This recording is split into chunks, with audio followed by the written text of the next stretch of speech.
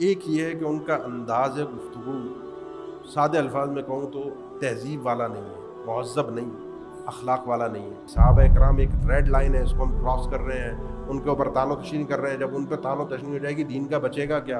اوپر مرزا صاحب کا بڑا اعتراض ہے کہ جی جو مولوی ملا یہ چھپاتے تھے وہ دیکھو میں بتاتا ہوں، یہ تو صحابہ اکرام کی باتیں چھپاتے تھے، میں بتا رہا ہوں۔ ایک بھائی کا بھی سوال آیا تھا مرزا محمد علی جیلمی کی انجینئر، ان کے حوالے سے ان کی جو گفتگو ہے آج کل لوگ سنتے بھی ہیں، متاثر بھی ہیں، اور آج کل ان کے معاملات ذرا سوشل میڈیا پر زیادہ چل بھی رہے ہیں۔ بہرحال کبھی میں نے گفتگو کی نہیں ہے اس موضوع پر، نہ کرنے کی ضرورت تھی، لیکن بھائی نے ایک سوال کیا ہے کہ جی ان کے حوالے سے آپ کیا سمجھتے ہیں، کیا ہے، سننا چاہیے نہیں چاہیے، کیا ہے؟ لمبی چوڑی گفتگو کے بجائے میں صرف 3 باتیں عرض کر دوں جو خلاصہ ہے۔ ایک یہ ہے کہ ان کا انداز گفتگو سادے الفاظ میں کہوں تو تہذیب والا نہیں ہے، مہذب نہیں، اخلاق والا نہیں ہے۔ جس انداز سے وہ گفتگو کرتے ہیں، جو لب و لہجہ ہوتا ہے، اور ہماری بدقسمتی ہے معاشرے کی کہ اکثریت لوگوں کو یہی مزاج سمجھ میں آتا ہے، یہی انداز سمجھ میں آتا ہے، تو تڑاک، ذلیل کرنے والا، سامنے والے کو نیچا دکھانے والا، سامنے والے کو زیر کرنے والا۔ ہم اس انداز سے بڑے مانوس ہیں، یہ ہمارے ایک سمجھ لیں کہ ایک، اور اسی لیے لوگ ان کو سنتے بھی ہیں کہ بے دھڑک ہو کر، بے باک ہو کر، پوری جی جان سے وہ گفتگو کر رہے ہیں۔ یہ تہذیب نہیں ہے اللہ کے نبی صلی اللہ علیہ وسلم کا، یہ اخلاق مشرکین کے ساتھ بھی نہیں تھا، کافروں کے ساتھ بھی نہیں تھا، باوجود اس کے کہ اللہ تعالیٰ نے حکم دیا یا ایھا النبی جاہد الکفار والمنافقین واغلظ علیہم، منافقین کے ساتھ بھی نہیں تھا۔ یہ اسلوب نبی کریم صلی اللہ علیہ وسلم کا نہیں ہے، یہ بدتمیزی والا لہجہ۔ دوسری چیز جو سب سے زیادہ خطرناک ہے وہ یہ ہے کہ ہمارے ہاں ایک قاعدہ ہے کہ جی ائمہ اکرام، علماء اکرام، محدثین، فقہاء اعظام، یہ انہوں نے دین کی خدمت کی ہے، ان کا آپس میں اختلاف ہو گیا۔ ہم کسی کی تقلید کی دعوت نہیں دیتے کہ آپ آنکھ بند کر کے کسی کے پیچھے چل پڑیں، ٹھیک ہے نا؟ جو بھی بات کر رہے ہیں دلیل سے بات ہوگی۔ اس میں کچھ ائمہ کا رد بھی ہو جاتا ہے، ان کی باتوں کو آپ قرآن و حدیث کی روشنی میں چھوڑ بھی دیتے ہیں شخصیت کے احترام کے ساتھ، کیونکہ ان کا مقصود دین کی مخالفت نہیں تھا۔ یہ اسی قاعدے کو لے کر آگے بڑھے، وہ بابے ان کا مذاق اڑاتے اڑاتے اس قاعدے کو لے جا کر انہوں نے فٹ کے صحابہ اکرام پر، اور صحابہ اکرام کے علمی معاملات پر نہیں بلکہ سیاسی معاملات میں، اور صحابہ اکرام کے ان معاملات پہ پھر انہوں نے جو تان و تشنی صحابہ اکرام پر شروع کی، یہ ریڈ لائن تھی۔ اللہ نے فرما دیا تھا رضی اللہ عنہم، اور اللہ ان سے راضی ہو گئے، یہ اپنے اللہ سے راضی ہو گئے، ٹھیک ہے نا؟ وعد اللہ وکل وعد اللہ الحسنى، ٹھیک ہے نا؟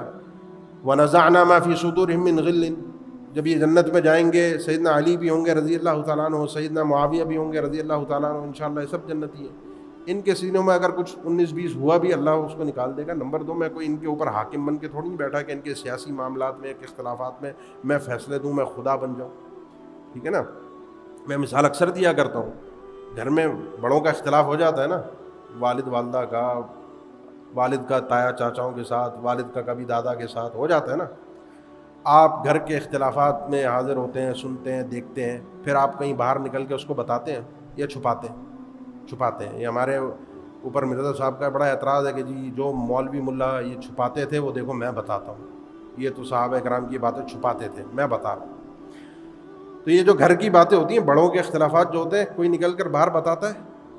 جو تربیت یافتہ ہوتا ہے، جو نیک سیرت ہوتا ہے، جو سمجھدار ہوتا ہے، عقل مند ہوتا ہے، وہ آج اختلاف ہوا ہے کل صلح ہو جائے گی، اور ویسے بھی میرے گھر کا معاملہ ہے، میں باہر کیوں بتاؤں؟ اور اگر کوئی اس کی مزاج کا ہو نا کہ جو ادھر کی ادھر کرنے والا ہے، جو چوراہے پہ کھڑے ہو کے بتایا آج میرے ابا نے اماں کو یہ کہا، اماں نے ابا کو یہ کہا، ابا کا تایا سے یہ اختلاف ہوا، دادا نے ابا کو یہ کہا، اور پھر انہوں نے پلٹ کر یہ جواب دیا، دیکھو کوئی نہیں بتاتا، سب چھپاتے ہیں، میں تمہیں بتاتا ہوں۔ ایسے بچے کو، ایسے گھر کے فرد کو لوگ عزت کی نگاہ سے دیکھیں گے، اس سے مزے لیں گے، تو اکثریت مزے لیتی ہے۔ جیسے ان کے جو مخالفین شیعہ حضرات ہیں، روافض ہیں، وہ اسی لیے اچھالتے ہیں، مزے لیتے ہیں، دیکھو یہ ہے وہ جو نکال کے لا رہا ہے گھر کی باتیں۔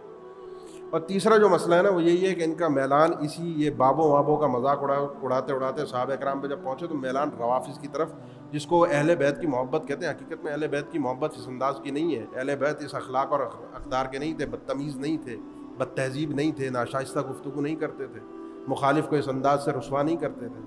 تو جب یہ اس طرف پہنچے ہیں نا تو آپ دیکھیں گے ان کا میلان روافظ کی طرف زیادہ ہے. جو مذاق یہ صوفی باباؤں کا اڑاتے ہیں، جس انداز سے استہزاء ان کا کرتے ہیں، جس انداز سے صحابہ کرام پہ طعن و تشنیع کرتے ہیں، کبھی آپ نے ان کو روافظ کے ائمہ معصومین پر اس طرح کی گفتگو کرتے ہوئے دیکھا ہے؟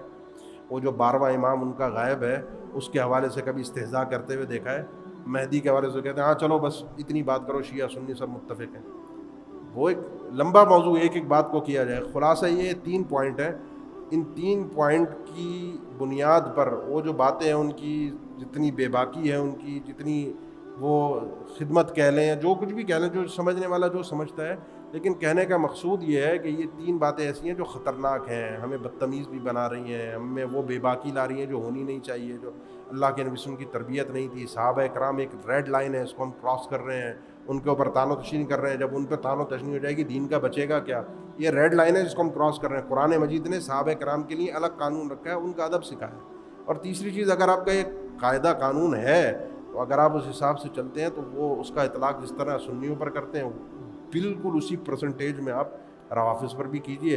تو پھر چلو کچھ سمجھ میں آئے گا کہ آپ ان کی طرف مائل نہیں ہیں. یہ بہرحال لمبی بات ہونے سے بہتر تھا، یہ 3 پوائنٹ کے اندر میں نے خلاصے میں ذکر کر دیا.